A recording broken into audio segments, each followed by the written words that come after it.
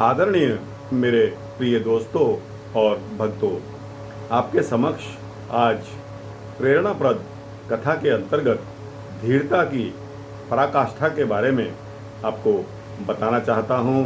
दोस्तों, बहुत ही सुंदर वृतांत आपके लिए लाया हूँ। मयूर ध्वज का बलिदान देने वाला यह वरदान है।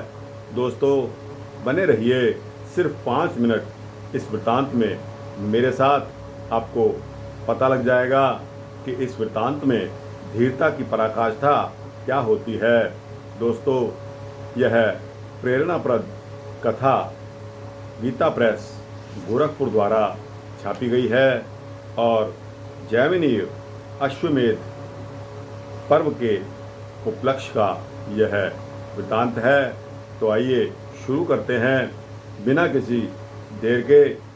दोस्तों, यह बात उन दिनों की है जिन दिनों महाराज युधिष्ठिर के अश्वमेध यज्ञ का उपक्रम चल रहा था। उन्हीं दिनों रत्नपुराधीश्वर महाराज मयूर ध्वज का अश्वमेध यज्ञ भी चल रहा था। इधर पांडवों के अश्व की रक्षा में श्री कृष्ण अर्जुन थे। उधर ताम्रध्वज मणिपुर में दोनों की मुठभेड़ हो गई। युद्ध में भगवत इच्छा से ही अर्जुन को पराजित करके ताम्रध्वज दोनों अश्वों को अपने पिता के पास ले गया। पर इससे महाराज मयूरध्वज के मन में हर्ष के स्थान पर घोर विषाद हुआ। कारण यह है कि वे श्री कृष्ण के अद्वितीय भक्त थे। इधर जब अर्जुन की मूर्छा टूटी तब वे घोड़े के लिए बेतरह व्यग्र हो उठे। भक्त परवश प्रभु ने ब्राह्मण का वेश बनाया और अर्जुन को अपना चेला वे राजा के पास पहुँचे। राजा मयूरध्वज इन लोगों के तेज से चकित हो गए। वे इन्हें प्रणाम करने वाले ही थे कि इन लोगों ने स्वस्ति कहकर उन्हें पहले ही आशीर्वाद दे दिया। राजा ने इनके इस कर्म की बड़ी भर्त्सना की। फिर इनके पधारने का कारण पूछा। श्री कृष्ण ने कहा, मेरे पुत्र को सिंह ने पकड़ लिया है। मैंने उससे बार बार प्रार्थना की जिससे वह मेरे एकमात्र पुत्र को किसी प्रकार भी छोड़ दे, यहाँ तक कि मैं स्वयं अपने को उसके बदले में बलि देने को तैयार हो गया। पर उसने एक नहीं मानी।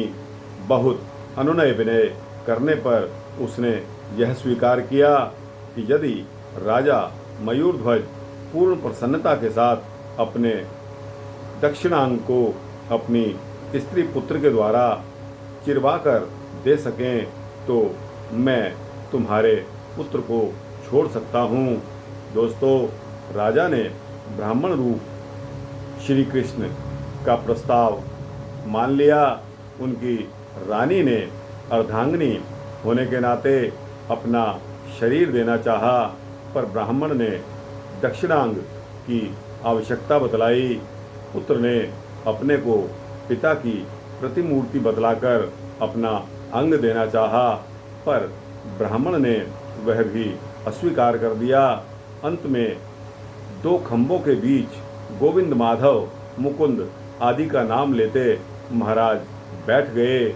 आरा लेकर रानी तथा ताम्रध्वज चीरने लगे। जब महाराज मयूरध्वज का सिर चीरा जाने लगा तब उनकी बाईं आंख से आंसू की बूंदें निकल गई। इस पर ब्राह्मण ने कहा, दुख से दी हुई वस्तु मैं नहीं लेता।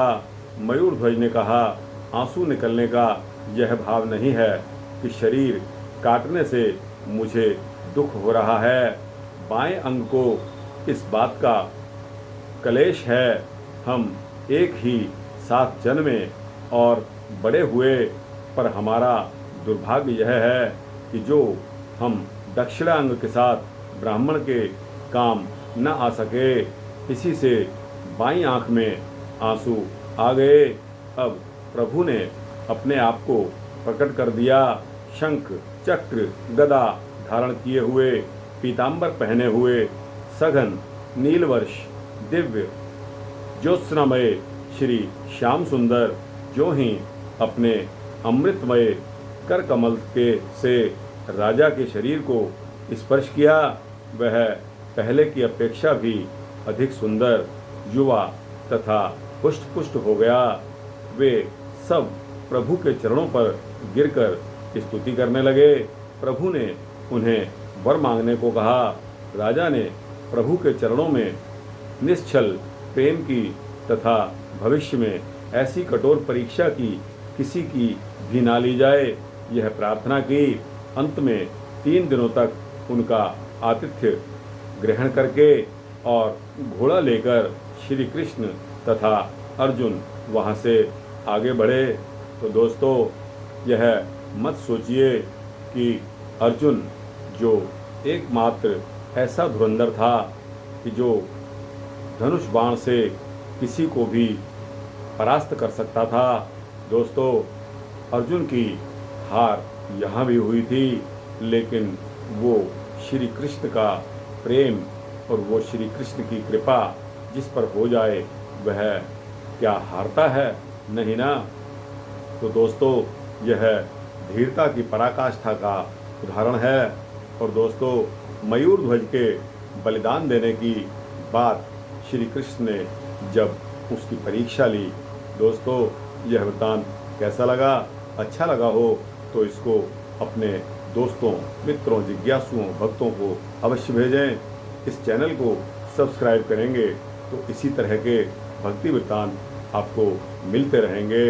जय श्री राधे, जय श्री कृष्ण।